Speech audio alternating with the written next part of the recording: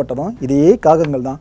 ஒரே ஒரு காகம், அதுக்கு பின்னாடி எவ்வளோ விஷயங்கள் பார்த்தீங்களா? இதுக்கப்புறம் அஸ்ஸலாமு அலைக்கும் வரஹ்மத்துல்லாஹி வபரகாத்துஹு. மாயம் ஸ்டூடியோ, இதில் நான் கற்றுக்கிட்ட நிறைய விஷயங்கள் இருக்குது. அல்ஹம்துலில்லாஹ், நான் ரொம்ப விரும்பி பார்க்குற ஒரு சேனல். இவர் சொல்லாத ஒரு விஷயம் நான் சொல்கிறேன்.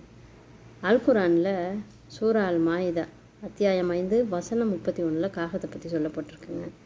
ஆதம் அலைஹிஸ்ஸலாம் அவங்களுடைய மகன்கள் 2 பேரும் பெரியாரை காணிக்கை கொடுக்குறாங்க கடவுளுக்கு. அதில் ஒருத்தருடைய காணிக்கை ஏற்றுக்கொள்ளப்படலை. அவர் கோவப்பட்டு இன்னொரு சகோதரரை கொன்னுடுறாரு. கொன்னதுக்கப்புறம் அவர் என்ன பண்ணுறதுன்னு தெரியாமல் இருக்கும்போது தான் இந்த காகத்தை அல்லாஹ் அனுப்புகிறான். அனுப்பி அந்த காகம் இன்னொரு காகம் இறந்து போனதை மண் தோண்டி புதைக்குது.